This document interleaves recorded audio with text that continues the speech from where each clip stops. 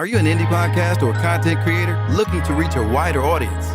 Look no further. Introducing Podcastic, the ultimate podcast network designed exclusively for indie creators like you. At Podcastic, we believe in the power of unique voices and fresh perspectives. We're here to amplify your passion and creativity, connecting you with the growing community of engaged listeners who crave original content. Podcastic is more than just a platform. It's a support system built for indie podcasters, offering a range of resources to help you succeed. From tailored promotional campaigns to professional production assistance, we're here to help you shine. Our intuitive platform makes it easy for you to be seen and heard. We do all the heavy lifting for you. You just show up and create. Plus, with our advanced analytics, you'll gain valuable insights into your audience's preferences, allowing you to refine your content and grow your fan base. Ignite your passion, expand your reach, and thrive with podcasting. Visit our website at www.podcasticlife.com to get started. Podcastic, the home for indie podcasts and content creators. I pray that my love for you is bigger than what my parents have. So you must be my daughter's new friend? Candy, let me ask you a question. Oh, so this him? This the man that comforts you more than me? Mama, all men ain't like daddy. That's not fair! Rise and grind, wanna show at 9:15 a.m. Monday through Friday, great conversation, guest appearances, 'cause you experience us on the cusp of blowing up. Wake up, wake up.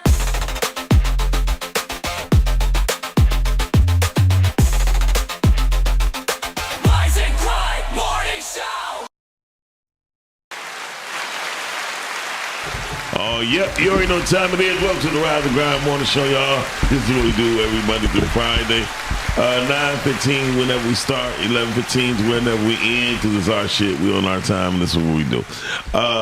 I got a gas station chronicle. It's not funny and it's not hideous, but at the same time, my gas station did have some coffee, but they ain't had no motherfucking cream, and I'm pissed off. On that note, I'm just kind of deterred. Today, first of all, I'd like to introduce a beautiful young lady. She's an actress. She can sing. She walked tall and proud, but she wasn't able to make it, so we got Cam. Cam, what up, dog? Hey y'all, he just be doing me bold, y'all, but it's okay though. It is okay.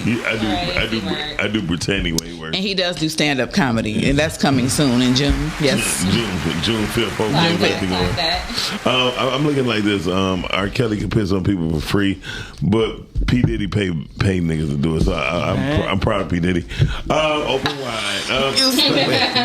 That's disgusting. My shirt say open wide. Oh. Wrong shirt, pie life. Anyway, so today we got some guests in the building today, y'all. These are some vigorous, strong people. They even renamed. Mama said knock you out. Yeah, it's not even podcast, it's strong cast. Huh? So I don't even want to introduce them. I got something else to introduce them. Here we go.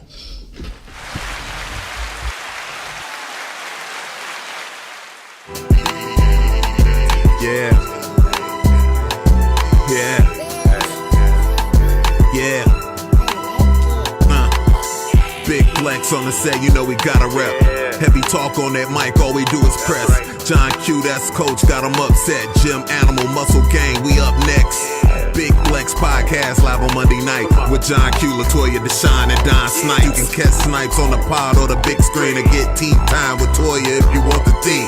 Talk about the strong end on your weekday. Tap in with Muscle Gang, you never have a weekday. Big Flex Podcast, 9 p.m. Monday. Pull us up on YouTube if you want that replay. Big Flex Podcast, 9 p.m. Monday. Pull us up on YouTube if you want that replay. It's the Big Flex Podcast, Mondays, 9 at night. It's the Big Flex Podcast. Come on.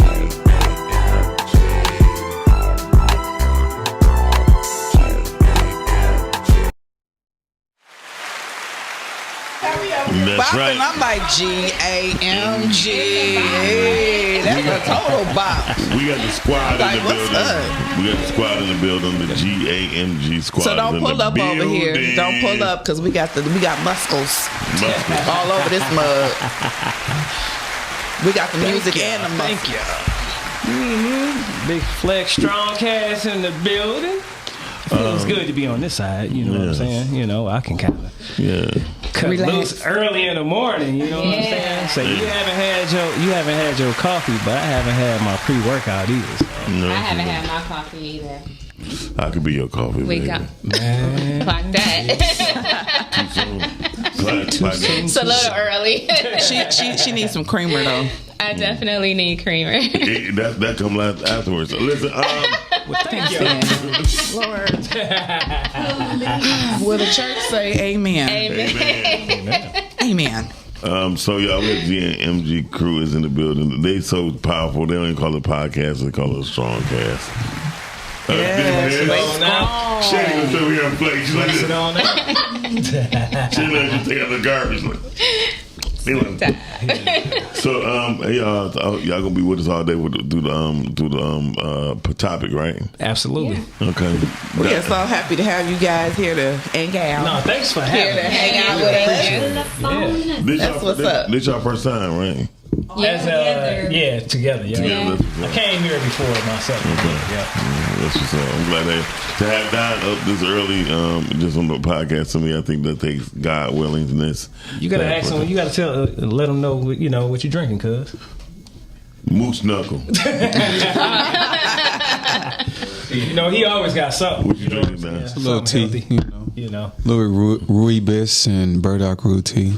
See, a little Rooibos. Some. I think the last time I saw African Rooibos. You were eating pomegranate seeds. Yeah. See, that's what we do. I try. That's what I tried them, but they're very arrows. They're very pomegranate. Yeah. I agree. Like I like the flavor. I don't like the texture. Yeah, me either. Yeah. Because you get them in the container. You're like, okay, you know, and it's kind of like to me what I had to do is like put them in some salad. Because when you eat them like straight up, they're really delicious in salad. Yeah. That's what helps. So okay. That we look. I got to flex now. Put it in the salad. I feel like I'm on the healthy team. Put it in the salad. Yeah. Okay, that sounds like a good idea. She went on a healthy team last night. What the hell you eat last night? That was last night. Actually, I did have something healthy called cauliflower. That's not healthy. Well, where we were, it wasn't that that many healthy things to have. I heard. Shout out to the $10 menu. Was it a $10 menu? It was, but the wings were good. I heard the wings was good. Yeah, they were real good. And they had a sweet potato fries, so I did have those, but they didn't have they had some stuff, but everything was kind of like fried. I'm feeling kind of funny because Toya look like she's sitting taller than me. That's crazy. Don't you like you look taller than me? Not just up here. This shit don't make no sense. That's okay. She a strong woman. I am. She's strong. You just so she sits up. Right. Strong you can woman. sit up. Powerful woman. It's my chair. Your hydraulics not working. I'm just saying. So he's dragging ass. Wow. I got ED. Listen, so I mean, that's too much information. We feel sorry for you, Miles. We feel sorry for you. First of all, ain't nothing ED about me. Well, you the one that said it. You claiming it, so I'm gonna watch the words that come out of my mouth because words do have powers. So you better be give some pomegranate, give some of that tea. All the acting roles you take. All them rolls. I am drinking my mushroom coffee. It keeps me regular, so that's healthy too. Absolutely. And I really am enjoying the mushroom now that coffee. I cannot do. I tried. Which one did you try? The Rise. Yeah. Okay, they have. I'm not drinking Rise. I'm drinking one called Dose, DOSE, and it's really good. They have one. It's a bold flavor and it got a kick to it. I really like that. Okay. She was like, but I have to have cream in it. I want a little cocaine in mine. What was your experience? You want with the cocaine? Rise? Man, he talking about something. Crazy. You said the Rise. That's really crazy. I didn't have a problem with the Rise. It was okay, but I like this one because it has more of a kick to it, like a bolder kick. I didn't like it. It tastes like dirt to me. That's what it tastes like. It tastes like to me. It tastes like dirt. Tastes like the earth. Tastes like mud butt or something. Mud butt. Yeah. Have you ever had that? That's not the good. Mud, the mud water. Mud butter. No, I wouldn't even drink nothing called mud water. I was like, they were like, drink mud. The guy was like, drink mud water. I was like, I'm not drinking anything that's mud butt is good. I'm gonna say this too. I like the teas in the morning for the purpose of a lot of times, you know, that's the way you can get your herbs in. Mm-hmm. Yes. So, you know, herbs, they're going to help draw stuff out the body or help heal the body. And it's like, what better way than to, you know, get your herbs in some kind of way. You got to be a little bit more specific, because when you say herbs, you know what the first thing a lot of these people when I think of herbs or, you know, He's not talking about the smoking ones. He's talking about the ones that you ingest in your body. When I think of herbs and plants, I'm thinking of melanin. I'm thinking of dandelion. I'm thinking of, you know what I'm saying, thyme. I'm thinking of stuff that maybe you wouldn't eat on the regular, but it's like, okay, bet, you know, if I know I drink it in tea form, it's going to have some benefits for my body, you know, that kind of thing. So get it in and over with. So, like, I know you can buy, like, special teas, but what are some teas that you can, like, just get from your regular Kroger and stuff like that? Because sometimes everybody doesn't know how to access, you know, the good teas. Or could you tell us where we can get the good teas? I wouldn't say at Kroger, but for the most part, I don't know. I just like some of these natural food places or whatever. Like Whole Foods or I go to Zerbos. I tell everybody that you should get in touch and in tune and know where all the local health stores are around you.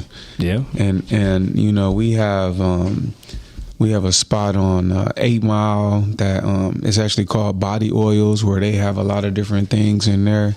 There's a spot on 7 Mile, More Herbs. All right, you got 2 health food stores on 9 Mile and Woodward that are like cat corner across the street from each other. Organic Foods and Natural Food Patch. And 11 Mile and Woodward and Royal. 11 Mile, there you go. You just taught me something new. Yeah. But I just say, like, you know, back in the day, you know, maybe we might have only had the options of going to a store with a bunch of vitamins. But nowadays, you know, you really want to get in touch and in tune with, you know, where some of the other places are where, you know, when this type of stuff come up. And then a lot of times they're going to have people in there that really can help you, you know. Because they got different teas and stuff like that for different things too, you know. Different teas for different things, absolutely. Digestive, you know, detoxing. When you want to take that ashwagandha tea and all of that. What do you think about lion's mane? I've been drinking some lion's mane tea. Yeah. So with the mushrooms, and again, I suggest everybody familiarize yourself with them, because there's a large variety of mushrooms that people from the reishi, turkey tail, lion's mane, cordyceps, you have so many different ones, and each one kind of do a different thing. Mm-hmm. So, you know, one thing about this health journey is this is not a one size fits all kind of thing. Mm-hmm. You know, what may work for me may not work for someone else, because I have different needs. And I think that's the thing nowadays. There's so much information on the internet and folks trying to self-diagnose and all that other kind of stuff, but you really have to, you know, maybe try some things out, small dosage, and really just kind of be in tune with how your body feels. As far as your genetics and everything, genetics and blood type and everything. Would you recommend going to a holistic doctor? Because like some people like going to, you know, holistic doctors, and if so, who could you recommend somebody if you knew somebody that's you know, on top of their game with that? Absolutely. I'll put it like this. I have one, but it's more so through my wife or whatever. I'll give you the information, stuff like that, maybe after the show. But you know, but I would definitely recommend, say, a holistic doctor and stuff like that, you know, because you definitely want to give yourself more of a chance on a natural aspect of things that you might intake and stuff like that, because your body is going to be more prone to, say, breaking down more natural stuff opposed to, say, anything that's synthetic, you know, like drugs or anything, you know what I'm saying? I would definitely recommend a holistic doctor. Yeah. Sooner rather than later. I actually work in healthcare. I've been in healthcare for 23 years now. Mm-hmm. And healthcare is really designed to keep you coming back into the healthcare system. It's a business. The medications that they prescribe for your ailments have more side effects than the actual benefits of you masking the symptoms with the medicine. And that's really what it is. The medicine isn't curing you. it's just masking the system. And with the holistic route, you're actually curing the disease and allowing your body to heal itself naturally. Like, so I would definitely recommend. I got two people that you definitely should check out. It's Dr. Kafera. Dr. Kafera been in the holistic world for a while, at least 40 years, and Dr. Carla Mitchell. Carla Mitchell. I think it's important to go to a holistic doctor because I have been to one myself. Yeah. And the funniest thing that she told me was, I cannot eat chicken. And you shouldn't. No, seriously. She's like, you cannot eat chicken. And I find when I do eat it, I really try not to. Yeah. I feel sluggish. Yeah. I feel slow. And I know it's because of the way they process it, the way they do it. But if I eat like an Amish chicken or a chicken raised differently or a halal chicken, then I don't. But she told me, don't eat chicken. And I think that's what all of our meats here, though. Like, that's how I used to lived overseas. And when I was living overseas, I could eat all of their meats, drink their milk, everything, and not have any problems. But one thing, the overseas, and what I learned too in the past 2 weeks, overseas and other countries, they actually boil their meat before they actually cook it. Because once you start boiling the meat, it takes all the uric acids out. You know what I mean?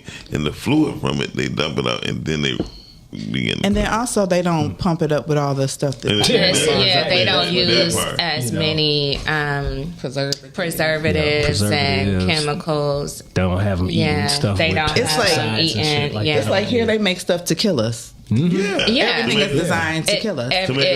To make us sick. So we have to go to the hospital. So that we have to get the medication. Shout out to Dr. Yaki. That's what I've been really checking out the most, for the most part. And I would just say, he's been telling it to me. I think he been the best for us because Dr. Sebi is cool, right? But he be like, "Come on down to Honduras." Well, Dr. Sebi is gone, so but he never told us what to do though. At least Yaki be like, "Listen, man, get you 2 apples, get you some celery." And, you know what I mean? Dr. Sebi like, "Come drink this juice for $3,000." Because sometimes they held back the information, so we would have to pay them this money to buy their products, and it's like, come on, people! At this stage in life, we need to just be helping people. And well, not only that, with Dr. Sebi, you got to understand, like he had, he's one of the only people in the United States, outside of the United States or in the United States that actually defeated the U.S. government off of those cases and stuff like that he was fighting against. So of course, like you might want to be a little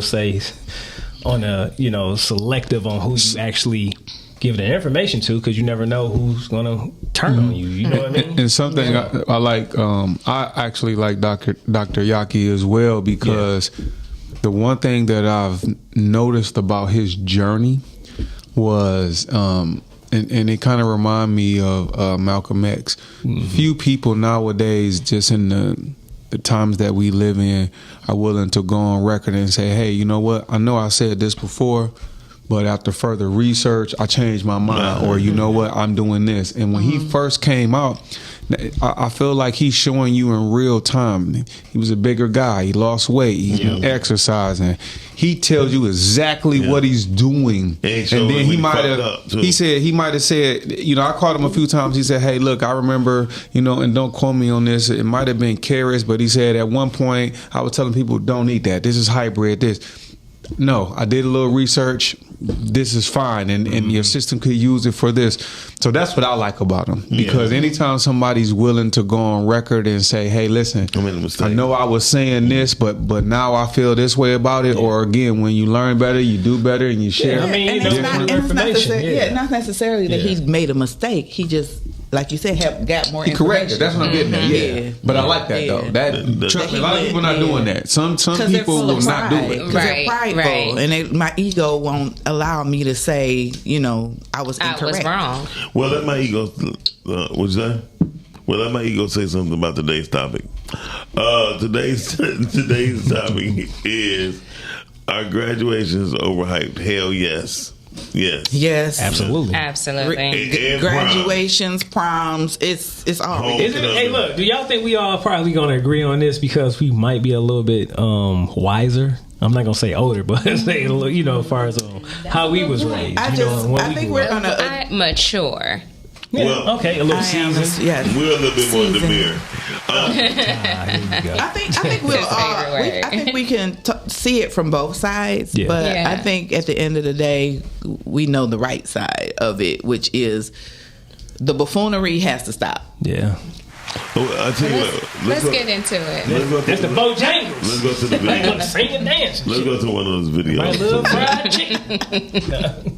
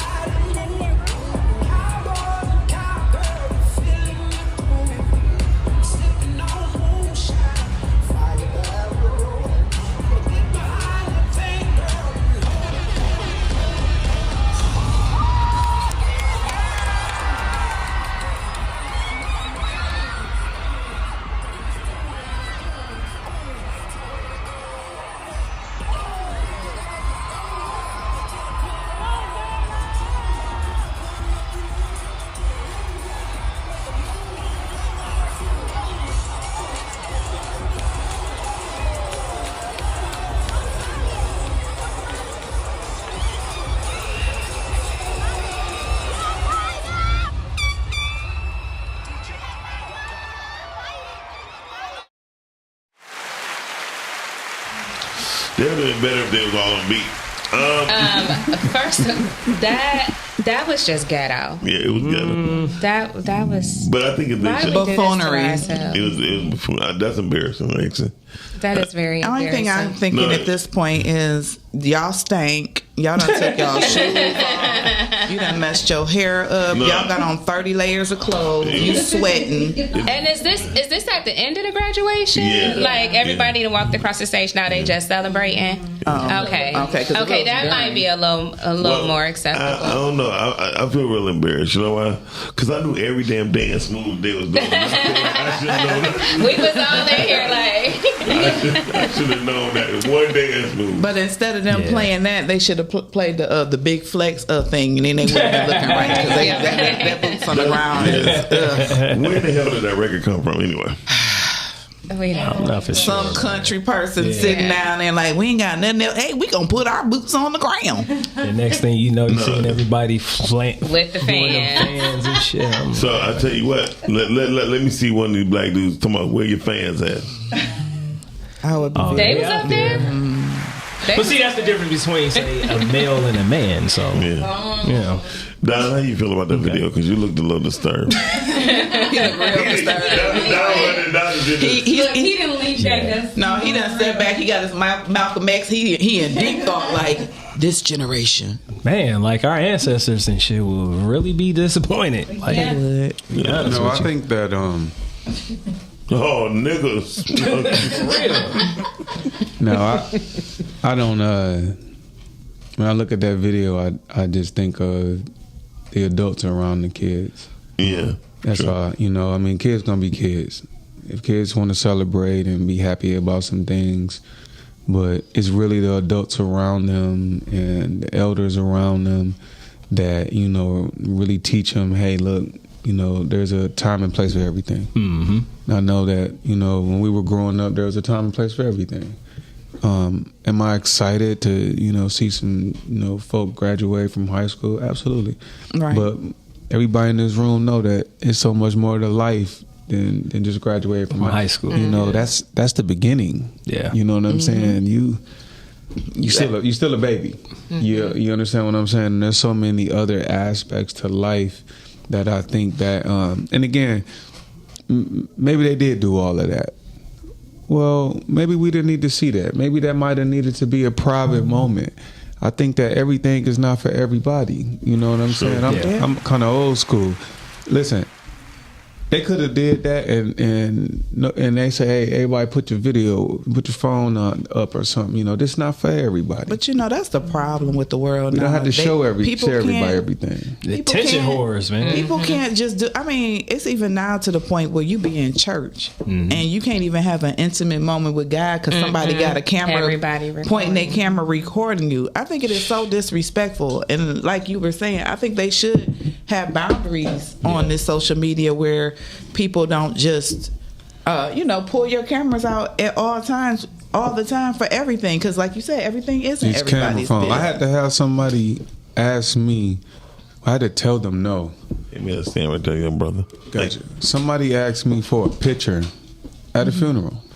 See, that's why I was just about to get there. Like, when people be filming at people's funerals. I was at a That's funeral. totally just there to give my support. Yeah. Somebody walked past me and they said, hey, aren't you can I get a picture? I said, no. You know what I'm saying? And I literally just stopped by and I'm thinking to myself, and like, she probably like, he think he all that. He wouldn't even take a picture. It's called appropriate. People don't have any shame anymore. They don't have no There class, is no talent, no nothing. Standard for anything anymore. Again, to me, I guess the only reason I have a huge issue with the video is, in some regard, it just remind me that the gap is widening in terms of what's priority. Yeah. Again, having a celebratory moment, there's nothing wrong with that. But again, there's a time and place for everything. There's a when people see that, it's like we're placing the, what are we really placing the priority, on, like, is it y'all graduating? Is it the dancing and cutting the rug, walking across the stage? When we were growing up, you walked across the stage with some dignity, with some honor. With your hand. Yeah, you represented the family. You represented the family. You know what I'm saying? All of that. I'm about to do the worm and like you're saying, you were representing your family. Your grandmother was there. Your great aunts were there. Your mother was there, and you would not dare embarrass your family. Nah. It's like there's no. Now parents Nobody have no couth anymore. Right. Now parents are being their children's friends. We are adults. We are not on the same level as our children. And we need to stop that. And I think that we're in a generation now where everybody's trying to be their child's friend. Yeah. So it's like, oh my God, that's cute. No, it's not cute. But let's there talk has to about be a line. I'm sorry. Let's talk about how in this situation this even goes beyond the parents. This goes to the community leaders and the schools. School system. When you see have they just teachers sitting there, walking just around doing TikTok videos with the students, the principals walking around doing TikTok videos with the students, like it's out of control. All the adults of today are so busy trying to have viral moments and fit in with these kids and be these kids' friends. That we're not showing them the elevated standard. We're not showing them that there is an appropriate time for this and an appropriate time for that. And at graduation is not the appropriate time for all of that. It's a time for celebration, but it's not an appropriate time for all of that. Very true. I would say this, and I want people to understand that when you have children that's looking toward you for guidance, I don't think you should be the one that's showing that you can do what they can do. Right. You feel me? I think you should show them that a higher standard. Well, that's just a high. So when I say higher, when you say higher standard, this is what I think of. I think of you don't always have to look up to somebody, but you can always look towards them to see what example you can lay. And as I was growing up, no one tried to be my fucking friend. You know what I mean? But at the same time, I had a mother who put me in my place and let me know that they're adults. They don't talk back to them. They ain't your buddies. You know what I mean? Don't disrespect them. Right now, I had to tell a girl in McDonald's, she's shaking her ass, and all three of them started shaking their ass, and this older lady had a young girl with her. I said, "Excuse me." He like, chill out for a minute. one girl said, "What is old ass something?" And then the lady was like, "Yes, please," because I was about to say the same thing. I said, "Hold on," you know what I mean? Because I know that could have been I said, all I'm just saying, you see the little girl right there. Oh, yeah. I ain't see her. Yes, the hell you did. You didn't care. You saw her. You ain't care. Yeah, How about, the same thing? Like, when we was younger, you walk into a room full of adults. Mm-hmm.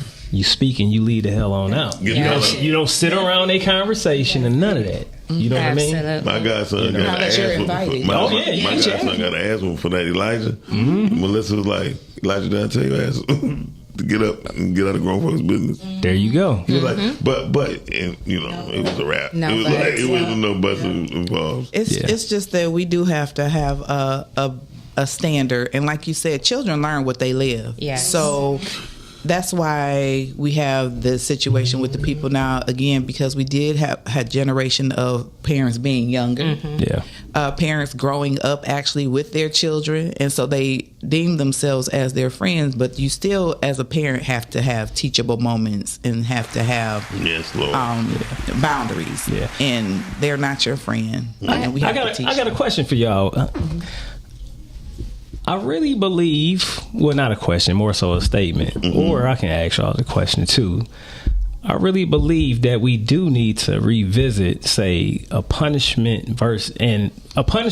and reward system to be reestablished in our community. Absolutely. To set the standards and stuff like that, because it's just way out of control. You know what I mean? To where, like you said, people now feel like, the standard is to act the ass to get views and to go viral. Yes. By any means, you know what I'm saying? Even death. Fights, death, anything that's nefarious, you know what I'm saying? To get attention, for the most part. It's like, that's stupid. Yeah, so people should be punished for that now. That's what I'm saying. Like, for me, at some point in time, things have to be reestablished in order for society to move forward, right? Mm-hmm. So if people are not being punished for those, nefarious things or those disrespectful things or those, special moments and stuff like that, like you said, at being at somebody's funeral and somebody asking you to take a picture, or they filming the actual funeral itself. That is the weirdest and streaming it. Even, you see, even I kind of feel like kind of indifferent about that. Like, where an actual funeral home, you're like, well, if you want to see the actual, funeral service and stuff like that. I can understand that.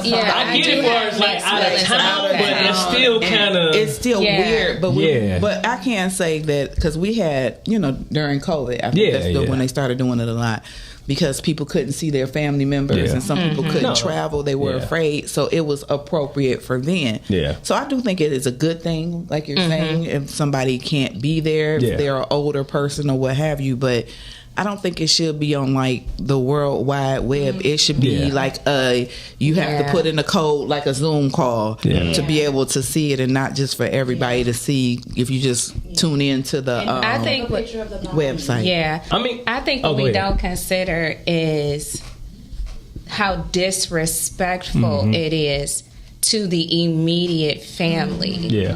When we start sharing videos of people getting killed in the street, or sharing videos of honestly, they said if the woman when the show some people, she said, y'all need to check on your loved ones, because these are the gentlemen who just got shot. Check on your loved ones, you know what I mean? Because they don't know who they was. They weren't able to say that. Yeah. So lucky, if she wouldn't have did that, some people wouldn't even know that. Well, listen, I don't want to find out that something happened to my brother by seeing a Facebook video saying check on your people because this just went down, and here he is laying in the street. Let me get that news from the police authority. Let me get that news from the hospital. I don't want to find out because one of my friends is calling me up like, yo, I just seen your brother on Facebook in a fight. That's not the way I want to find out that something happened to my family member. And then especially in that, because that can cause a lot of chaos chaos, and it can cause more harm than good. I remember when those young men were shot at Easter Market that time. Yeah. And people were sending me videos of this man, and I'm like, I don't want to see this person laying in the street. I wasn't there. God didn't have me there. That is not my ministry. I didn't want to see that, and it grieved me in my spirit to see that you're filming these people laying on the ground. Would you want somebody to where is the respect for the dead? Where is the respect for the living? Where and is the I hate respect? that we are so desensitized to all of this. The fact that we think it's okay to share this and people are watching it and sharing it with others. Like, it didn't grieve the person that sent it to you. Like, how did we get here? Yeah. How did we? Yeah, I mean, like I said, I mean, for me, I look at it like this: if everything is going to be seen, let's see what every politician is doing with everybody money. How about that? Let's be real transparent. Like when they go in these back offices and stuff like that, whatever. You know what I mean? Like what you trying to pass? Like what kind of laws you trying to pass? You know what I mean? Well, the truth is, no matter what they're trying to pass, we ain't gonna vote for it because we don't vote. And the sad part is we don't. I mean, we don't. I mean, let's state the fact. A lot of us don't. A lot of us, majority of us don't. And 6 of us at this table, I guarantee you, willing to bet you we can't bring down the 5 most important legislations of the government. And that's sad. The truth of the matter is we don't really do our part, but we instantly want to make other people be accountable, and we don't be accountable for our own. Like I always say, though, you have to do what you can do in your sphere of influence, because at the end of the day, we don't know how the voting really goes. We vote and we do what we can, but we really don't know what's going on in Washington and how they're doing. I'm not even talking about Washington. I'm just being an angel advocate that you need to do what you can do in your sphere of influence, in your city, in your state, and what you can do. In your home. In your home. Start in your home. It starts with you. I'm talking about even in the city, majority of people, we don't know what our Wayne County commissioners do. We don't know what our state reps is. We don't know none of that shit. You know what I mean? We just know who they are. And we barely know that. But I kind of go back to what we was talking about, say Monday, when I was speaking about being, having confidence on actually knowing the law. You know what I mean, and knowing how to engage in, with police officers or anything like that. Some teenagers in school don't even know who their damn principal is. Yeah, they just know who their teacher is. It's crazy. Yeah. Everybody knew who the principal was when I was growing up. You know what I mean? But here's the thing, and we should have never went away from discipline in the school. Or at home. We were a lot more conscious of our actions and consequences because we knew, we were reminded, we were told, and it was consistent with the actions and the consequences. Exactly. Like it didn't matter where we were, at the school, at the corner store, on the block. We knew our actions had consequences. These kids don't have no consequences. You know why? Because the grown-ups are not on one accord. When we were growing up, the principal was on one accord, the teachers were on one accord. If you went to school and acted a fool, your mother gonna come up there and act a fool on you, and all of that. It was a community, so everybody was working together for the betterment of the children. At some point in time, it became a breakdown. It's like the children is against the student is against the, and it's just a whole bunch of calamity. There is no unity in the school system anymore, and it's sad. I totally agree. Let's go to the comments. It's in the who've been checking us out. Richard, he said, "Good morning, y'all." What up, though, Rich? Jim Animal on Muscle Gang said, "What up, though, fam?" That'll be me. Calvin Ford was speaking of when you talking about natural places to get herbs and stuff. Superfoods, Detroit, right on 7 Mile and Evergreen. There you go. Them are people. What else? I never knew they were there. Tim telling tales, American food is definitely intended to harm us. When I returned from Israel, this food made me so sick I could only drink water for both days. Man. Oh, drink broth for days. Man, for real. Like, it's crazy. That's crazy as hell. But but you know what? I got some clients and stuff that goes, back and forth overseas and stuff like that, and they tell me all the time when they get back home or whatever, the food they can eat the same amount of food, the same kind of food or whatever over there, and they actually lose weight. Yeah. Again, additives and preservatives. It's what they putting in the food. They're killing us over here. It's like when you go to different countries and you eat their meat, it tastes like when last summer my family we went to the Dominican, and every morning I would get up and walk to the market and get fresh food. Yeah, and I had never tasted bacon. I know everybody don't eat bacon, but the bacon was like amazing. We were like, "What is this?" It is. It was just like totally different. They didn't have no stuff in it. It was like straight from the pig, and they chopped it up and they, and it was just like the food was amazing. The fruit was amazing. We're probably the only country where, when you're in different countries, you can walk down the street and there are fruit trees. Why are they keeping the fruit trees away from us?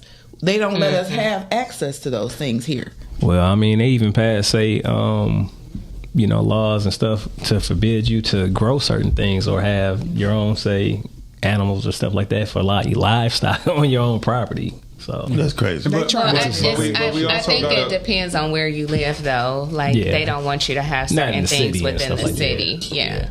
And we got to also take into consideration some mistakes were made too.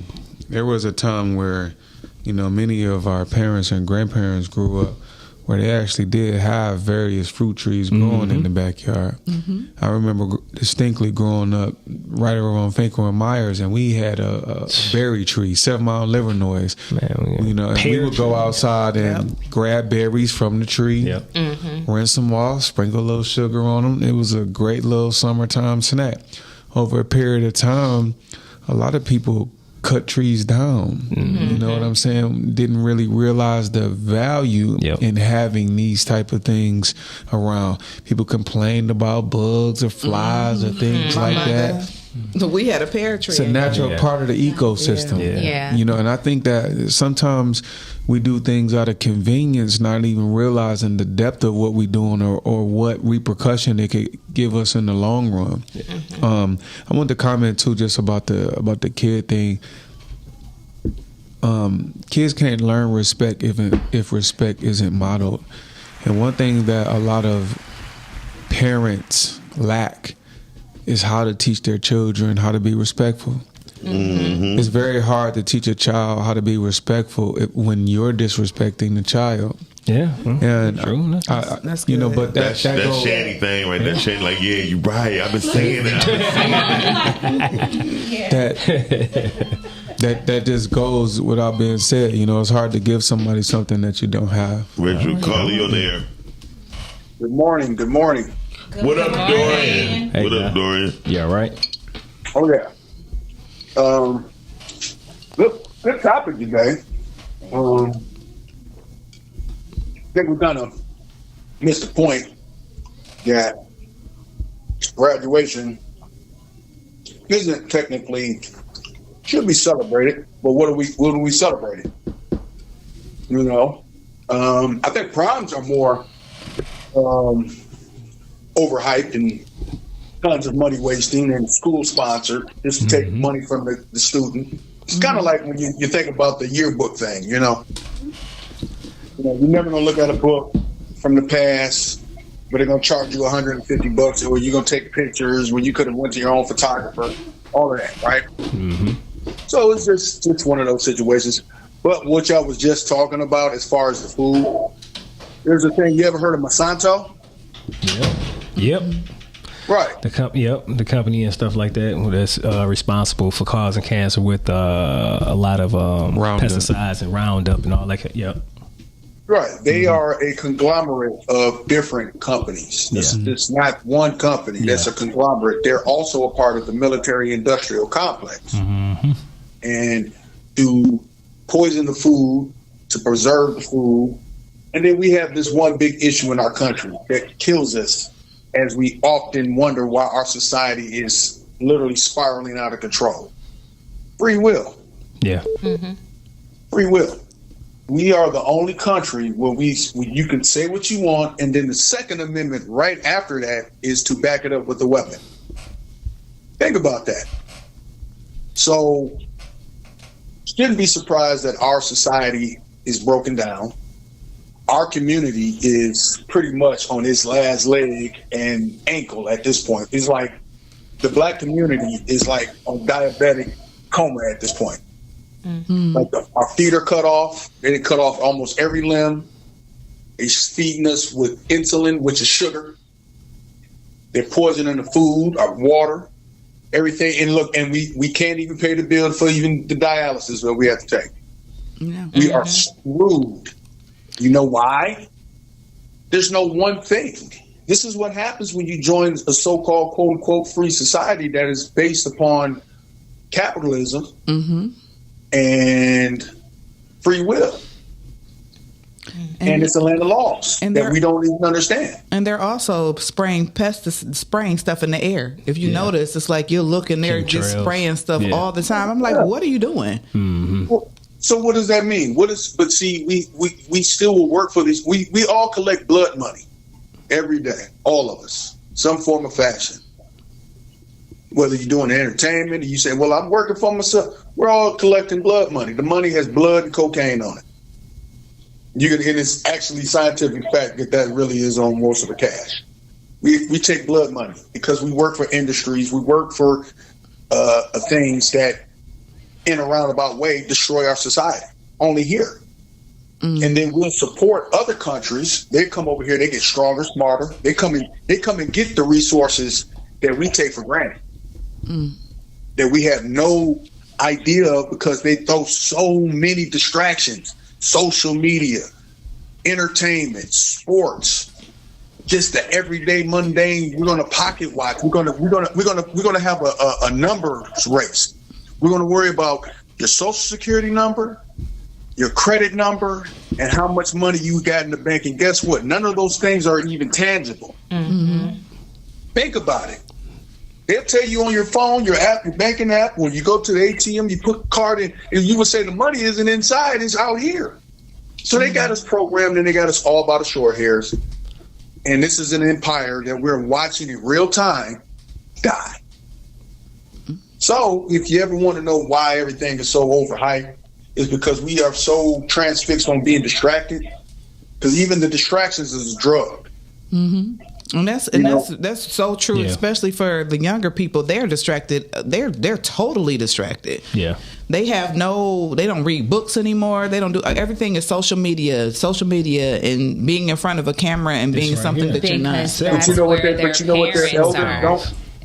We did that because our elders trained us to do that. Like when we were growing up in the summertime, we got to go outside and have fun and play. But guess what? We also had to read. We also still had to. Well, I don't know about y'all, but I definitely still had to have math time, reading time. I still had structure throughout my summers. Me too. You had to, you got those, but that was even in the packet from your teachers. You have to read those books, get those books. You can bring your love back and win a prize. But you know what the most unfortunate? The most unfortunate thing about this is all of it is, and as we think about how well we thought it was for us, it was even bad then.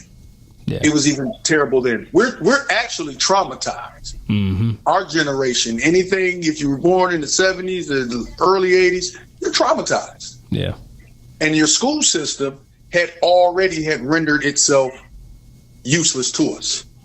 So when we say, we had more struggle. No, our generation got more trauma than this current generation do right now. They're just depressed over things that they probably wish they could have. And the just seeing of it in real time, we are traumatized from an entire government trying to murder us. And we had no good education system, and we were the burden bearers of this country. We were the criminals. Let's not forget every nightly news. There was no romantic time for black folks ever. There was no great time for us. It's always been a struggle. And it's been a struggle because we wanted to accept mainstream society as being one, as opposed to, and that's what happens when you take your identity and you don't have it. You don't know who you are. I don't know who they are. I have to disagree with we are more traumatized than they are. I think our traumas are just different. Yeah. And because they're still kids and they're still younger, we got some years before we see their traumas play out. Just like we didn't know when we were kids that we were traumatized, but now as adults, we're seeing how our traumas are affecting the way that we move and relationship and interact and deal with different stressors of life. I don't think it's a more traumatized thing. I think it is just different types of traumas. And then notice I said, at home I had this structure. At home I had this discipline. Because for me, it starts at home. What they do in school is a bonus, it's an extension, but it should start at home. And I think that is the problem today, is that we're not doing it at home, and we're sending these untrained young people into these schools with untrained young adults teaching them, and things are just getting out of control. Yeah, and our schools weren't the best in terms of what we had for education, but they're even worse now. Yeah, because we didn't fight our teachers. We didn't fight our teachers. It was community, and it was structure, and not like nowadays. There's not community like there used to be. There's not community. Well, that falls upon the parents, whoever's in charge. Well, it also goes back to there being single parent households, and then also parents trying to work so much to maintain that they don't have time to rear their children the way we were reared. Because when I was growing up, my mother stayed at home. My father worked. He brought the money home. He had a good job, thank the Lord, and he took care of us. And even when my parents divorced, my father still put his family first, and he took care of us. So it's just like a lot of things that have broken down in the family, which is noted and known.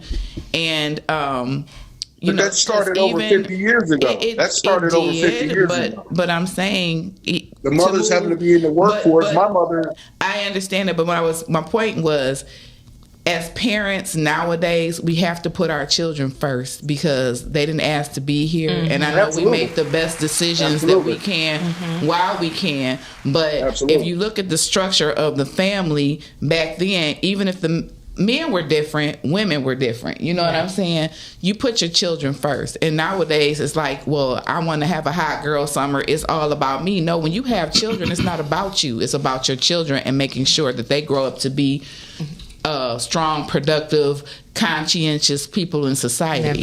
And I think that's where the breakdown is. Yeah. And one of the things that we have to address when we talk about the children and what we're putting into them, right? So as someone who lived a period as a single mom, you can go to work and work long hours and still put your children first. People are just putting their children first in the wrong ways now. I'm going to go and I'm going to work all these hours, and I'm going to work overtime, and I'm going to work 3 jobs so that I can spend $2,000 on a prom dress and make sure that you have what you need to compete with everybody else in high school, opposed to saying, I can take care of us comfortably with 1 job and come home and spend time with my kids and raise my kids and give them structure and give them me. Yeah, but sometimes that's I was a single parent as well, but sometimes that's the lie that they give us from society. Like, Absolutely. you have to give them this, you have to give them the $200 gym shoes. It's definitely the consumerism all of these that has things increased over a period of time. Oh, okay. Adora, you've been hanging in. You just need to come on up here and get you a some help. You have to know that this is one of the most intelligent forms right now. Like, you have a lot of rise and grind shows, but this Thursdays is a little bit more cerebral. Yeah, you know what I'm saying? Cam be here, and Cam be putting. Thank you. It's like I'm having a high level conversation. It's hard to get off the phone, right? It's just. I'm enjoying you, brother. We just got to talk slower when Cam is around. Okay, listen. Thank you, Great call. Great call. Listen, hey, yo, we about to go to commercial break. You know, it's 10:30, the 10:30 hour. 10th hour of the day. So y'all watching the Rising Ground Morning Show right here on podcasting, and y'all are chilling with us and the GAMG Strong Cast crew. We'll be right back. All right. Strong. Y'all got to.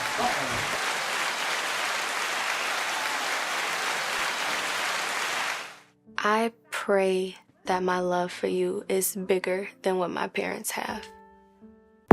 So you must be my daughter's new friend? Candy, let me ask you a question. Oh, so this him? This the man that comforts you more than me? Mama, all men ain't like daddy. That's not fair!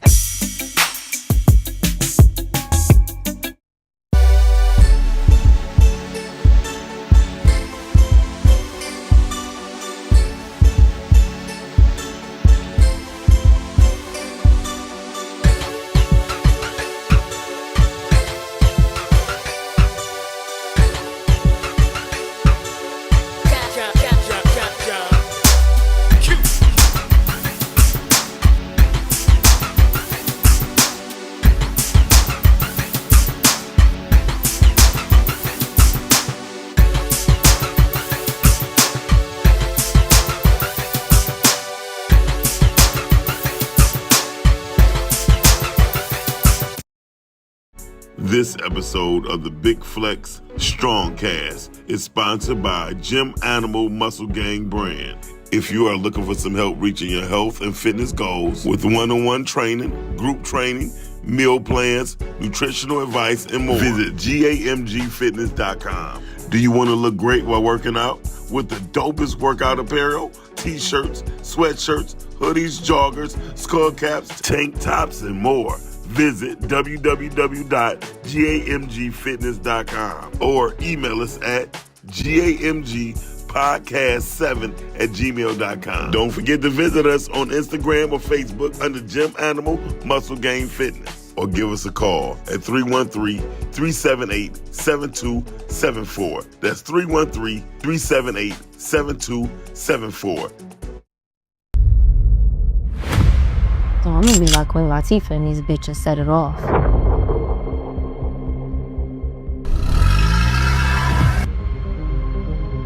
I ain't risking my life for no $2,000. You got $1 million in the hood.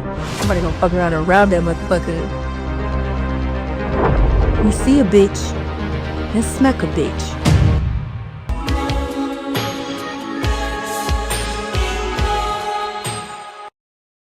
Hey, real quick, I know you guys are enjoying the show. Yes, we are always having a good time on the Rise and Grind show. But please, do me a favor.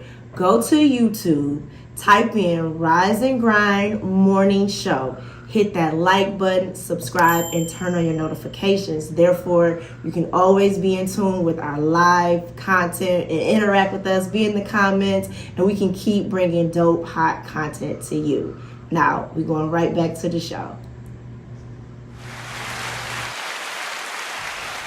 Okay, y'all, right back.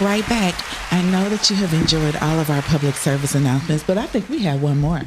Since we have Mr. Snipes here in the studio, we want to show you his latest work, one of his latest projects that is, called I Wish I Could See Heaven. So let's roll that trailer and look at that and come on back.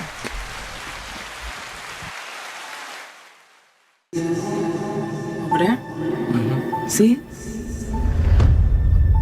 Now that's heaven over there. Ain't nothing over here for folk like us. Never underestimate what a new beginning can do for you. We're gonna get over there one day. I suppose you already know that your mom's not getting any worse, but she's not getting any better either. I think it's time that we start considering a few options. I'm here as a replacement. She's a beautiful woman. Yeah.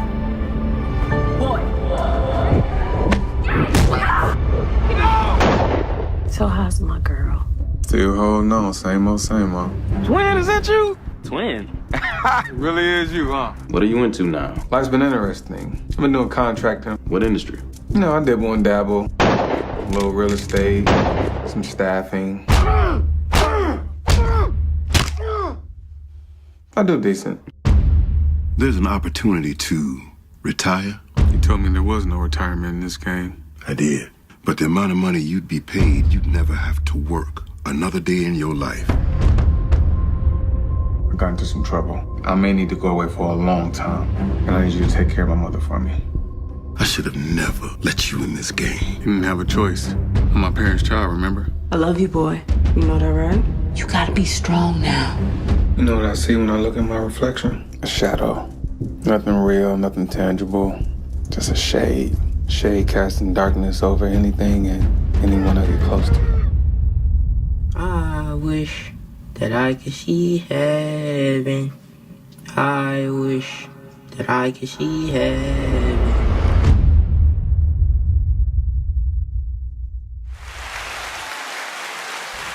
Okay, and I wish I could see heaven too, honey.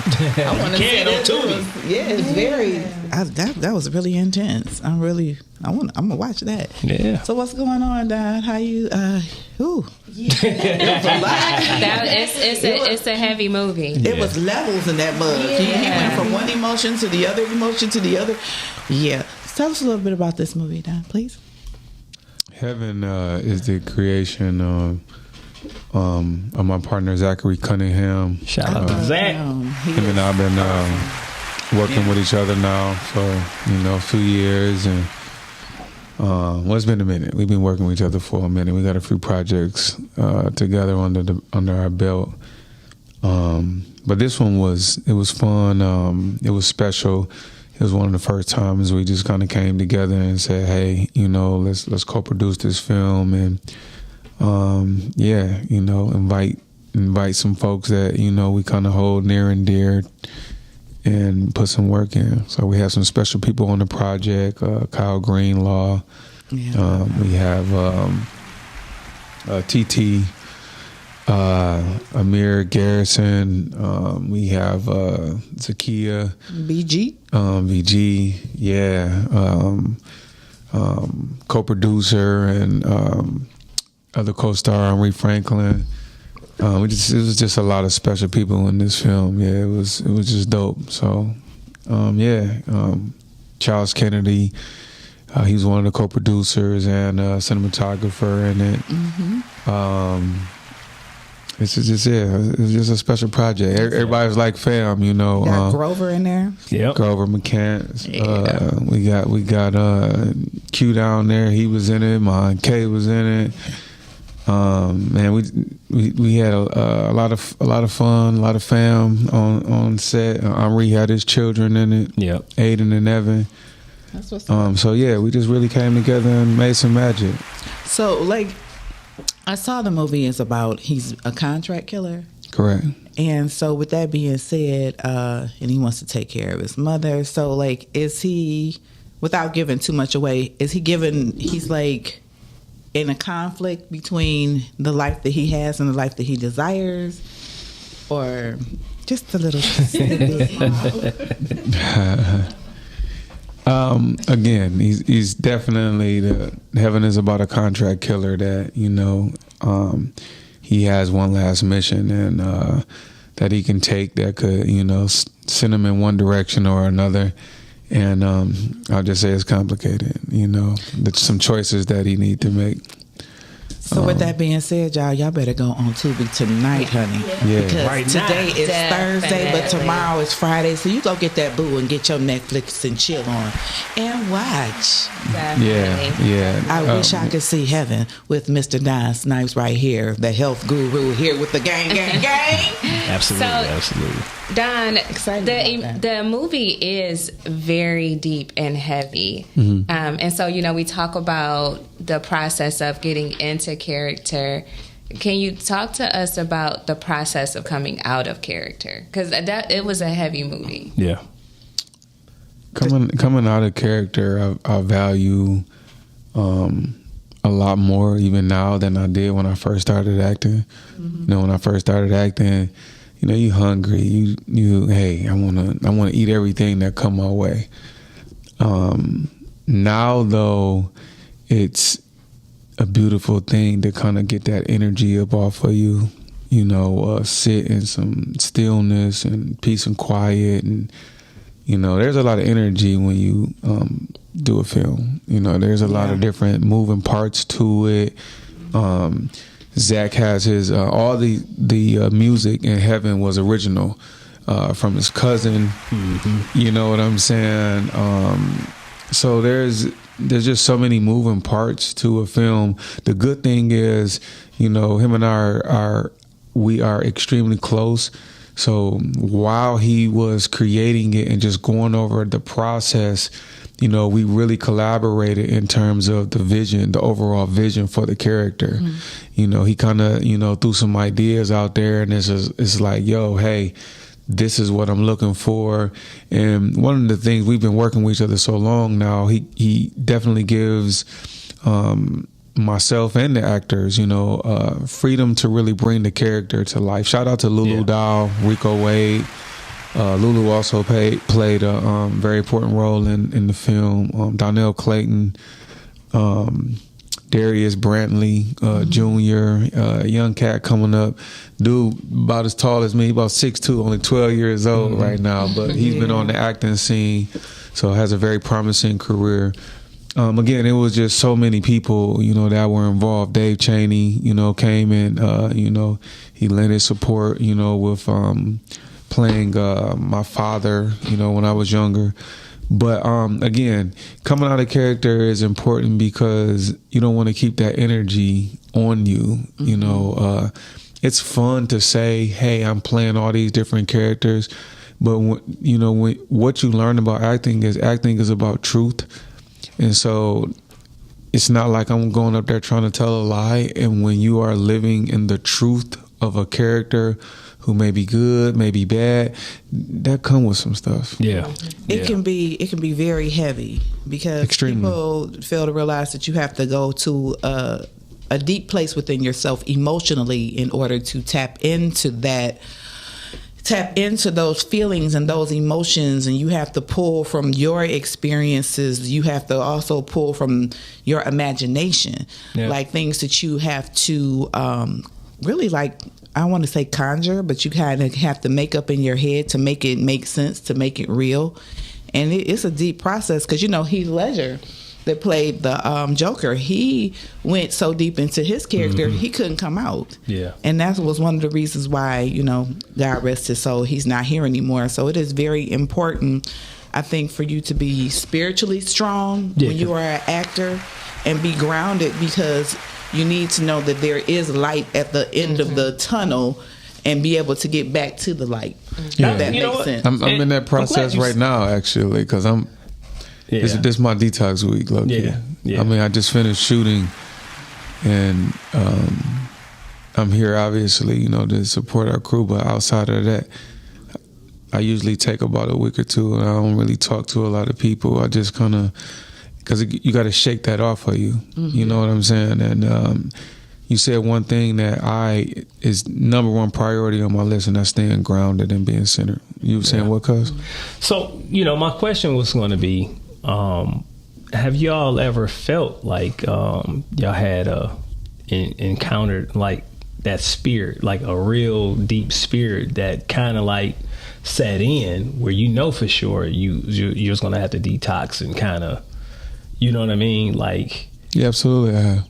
You know, because there are entities and spirits and stuff like that can latch on to to a person's soul. On a few different occasions. I don't think a lot of people really understand that, you know. That's why it's important, you being an actor, a person, or whatever, for you to have spirituality where you can be grounded, where you have learned the self-mastery of being quiet, being to yourself, being able to meditate. I've shared before on the show that I go on quiet retreats where I don't talk. And I don't talk because I have to get centered. I have to, figure out some things within myself, because a lot of times we try to figure out we think that we can figure out things outside of ourselves when you need to go inside of yourself to figure things out. Every solution to every problem that you have is not outside of you, it's inside of you. So just take that time to meditate, do some self-discovery, understand who you are, and then that way you will be grounded. And the thing I do like about all of you is that you're not just, we're complex beings. So it's like mind, body, soul, spirit. So it is very important for us to be healthy, for us to keep our bodies right. Because if we keep our bodies right, we're keeping our minds right. If we're keeping our minds right, we're keeping our spirits right. And they all go together hand in hand. So I'm really excited that you guys are on here. So what were you were here today and you were sharing so much stuff and we've been doing all this. So what else would you like to share with us this morning? Gang people. Well, everybody know I'm a personal trainer. So, of course, I have, the GAMG brand, which is the Gym Animal Muscle Gang brand. So, no more than, anybody else. I have my apparel. You're looking at, get, say, some, a hell of a, I would say, an experience, right? Far as on training, I don't like to say, people call me coach, people call me a personal trainer and stuff like that or whatever, but I try to offer an actual experience. What I mean by that is if you come work out with me or if I'm training you one-on-one or group training and stuff like that, I'm not the kind of person that's just gonna be strict like a drill sergeant, right? So I'm always going to talk to you. I want to know exactly what you're... So you're more like a counseling trainer. That's exactly what... most I'm going to say like this out of experience, the best trainers for the most part are going to be like therapists. Yeah. Because you got to understand, like, everybody is different. Everybody's situation is different. You know what I mean? If somebody is battling, say, some ailments or anything, have... on any kind of, like say somebody might have, say, a knee problem. Somebody might actually have, say, a home problem. Like you said, their spirit might be broken, you know what I mean? And they need to build back up their confidence.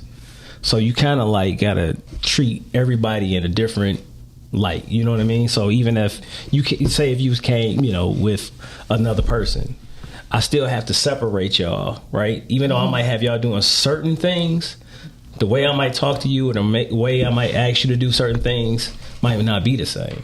Right. You know what I mean? At that same moment. However, the experience will always be, you're going to be held accountable. And that's what a lot of times and stuff, like I always tell people when they first come working out, just in general, the best thing is to do is probably get with a group, a solid group that's going to be consistent, because that's going to build. Consistency is key. Yeah, that's going to build, say that the inner workings of this person's going to hold me accountable. You don't show up today. Why you ain't here today? You know what I mean? What you doing? You know what I mean? That kind of thing. And then and somebody that's going to push you. I mean, it's no different than say like, on anything. If you're in a bowling league, if you bike ride or whatever with a group of people, you know what I mean?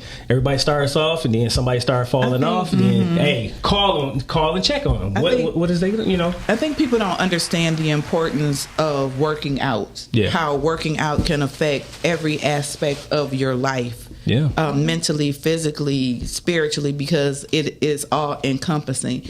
So like, I like what you're saying about how you treat everybody as an individual, because I've gone to trainers and it's like, one time I went to this trainer, I ain't gonna say who, and he had me doing, like the obstacle course, and I'm doing it, and he's like, come on, you need to dig deeper. I'm like, look, dude, I'm doing really well because I haven't worked out in forever, and you got me running around with these 20-year-olds. He's like, well, you can do it. I said, sweetheart, I'm a little older than you think that I am.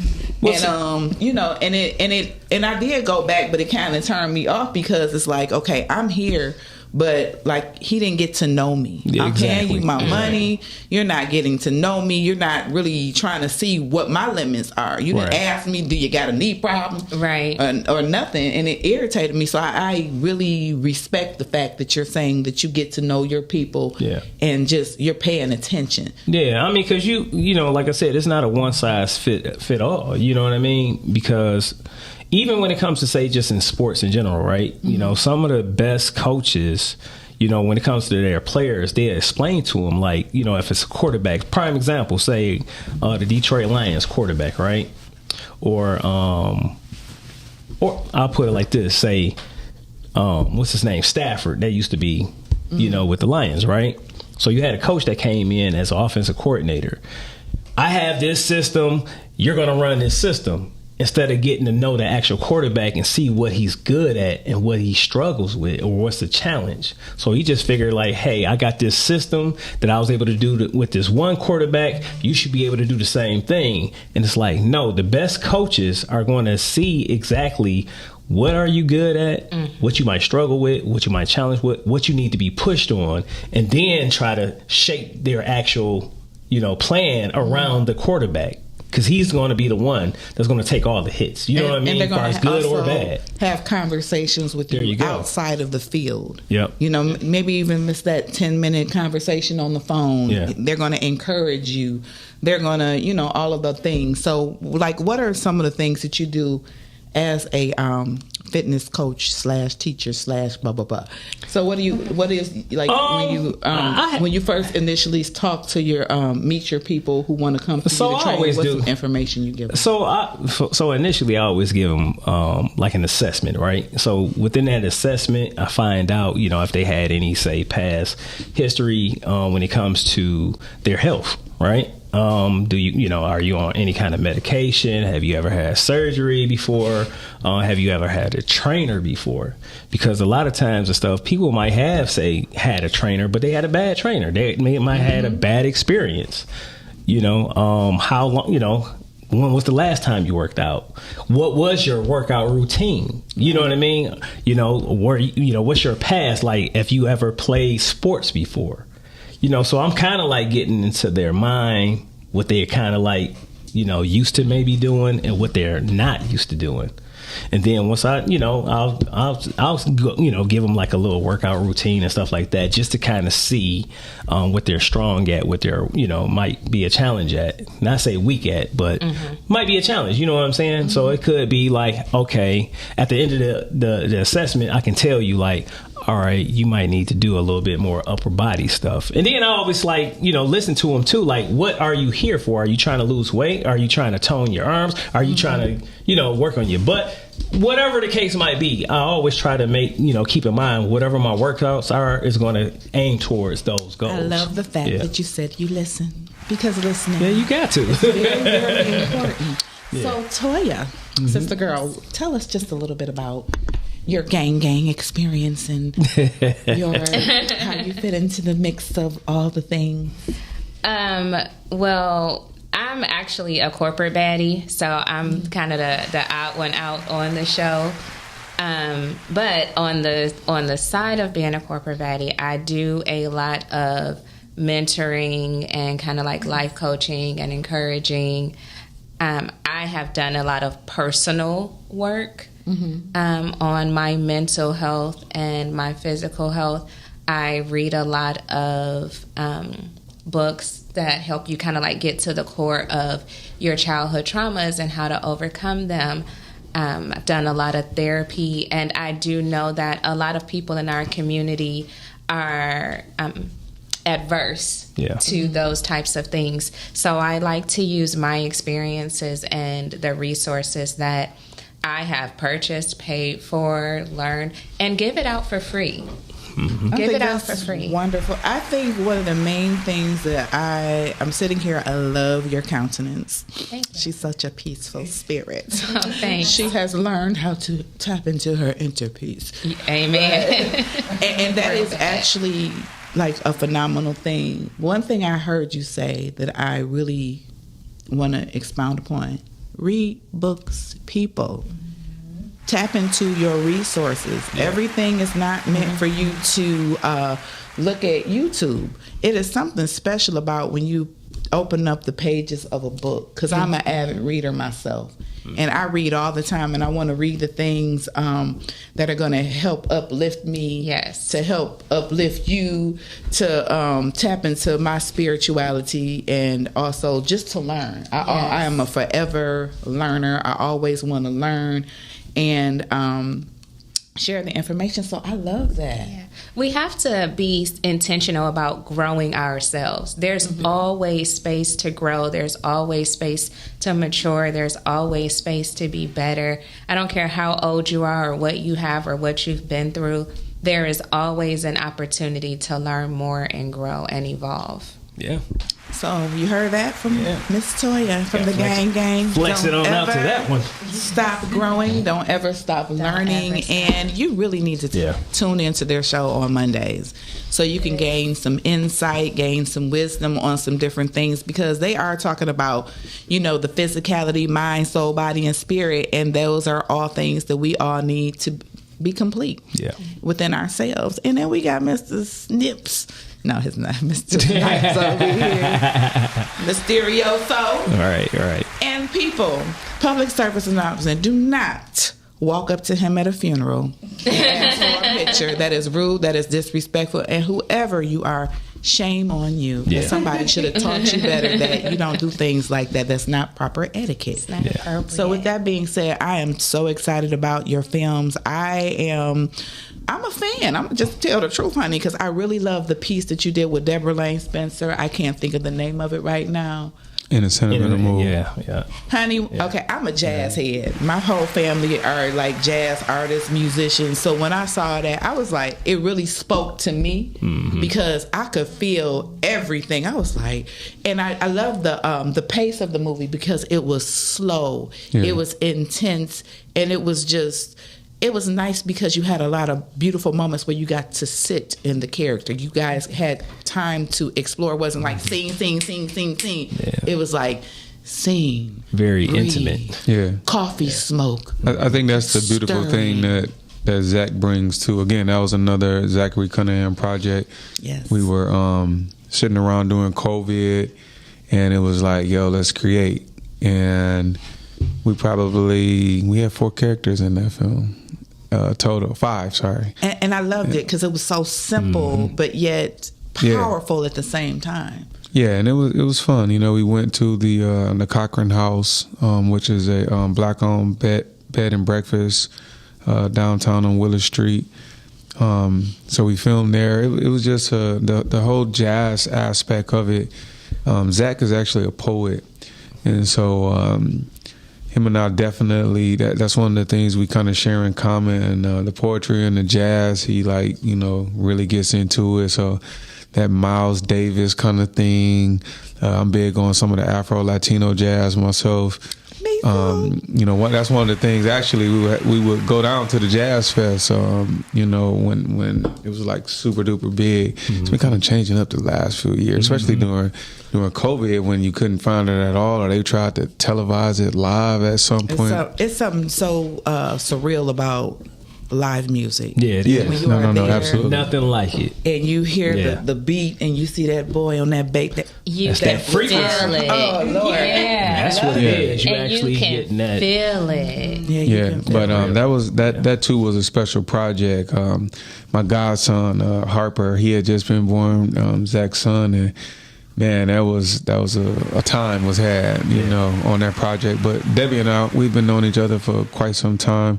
I've directed a lot of stage plays, so I actually met her sister Gwen first, and I found out that it was a bunch of Spencer ladies. There's a bunch of them. And but yeah, I've been knowing her for a while, so it's always fun for us to kind of get together and make some magic.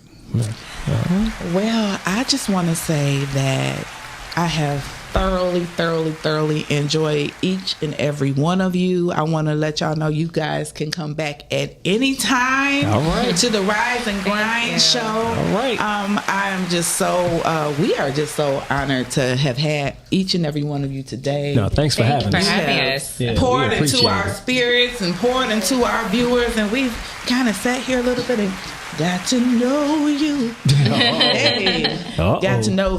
So just audience, take in the information. If you need a personal trainer, come on, tap into Mr. Gang himself. Why don't you tell us about your podcast on Monday nights? What time it is? And so the Big Flex is every Monday night at 9 p.m. We are on Podcastic, also in YouTube, and Facebook. So definitely tap in. Every Monday night, you'll see Snipes, you see Toya, and you see myself. So, and no telling who else you might see. So, I have guests. We have guests on there and stuff like that. And we do like a lot of advertising for other people, stuff too. So community. We like to give back a lot. So We like to help the community, and it really is a well-rounded show. You got Don is always so motivational. So we got, the motivation, we got the physical, we got the mental space. So it's definitely a well-rounded. We sometimes cut up a little bit, we cut up a lot of it. but it's fun, and so I love it. I'm definitely thankful to be a part of this team. Yeah. Well, to our audience, thank you for tuning in this morning to the Rise and Grind show here on Podcastic. And until next time, we will see you later. Gotta flex it on now. Gang. There you go. Bye.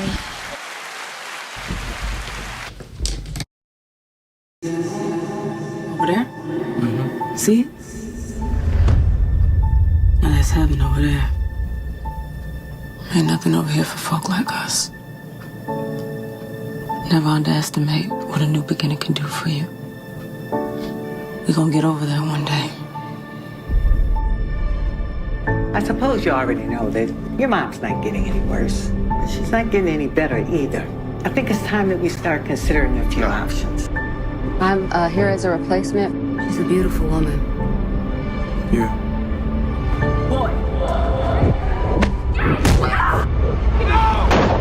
So how's my girl? Still holding on, same old. Twin, is that you? Twin? It really is you, huh? What are you into now? Life's been interesting. I've been doing contracting. What industry? I dibble and dabble. A little real estate, some staffing.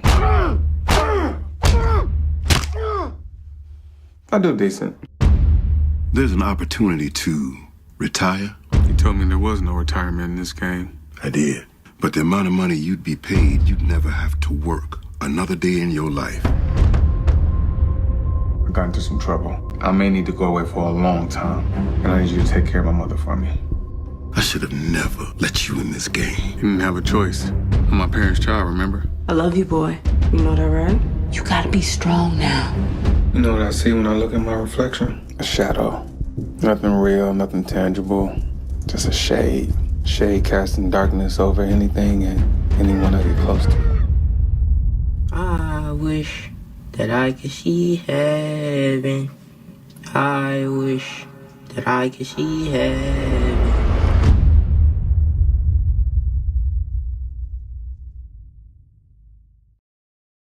Rise and grind, morning show at 9:15 a.m. Monday through Friday, great conversation, guest appearances, 'cause you experience us on the cusp of blowing up.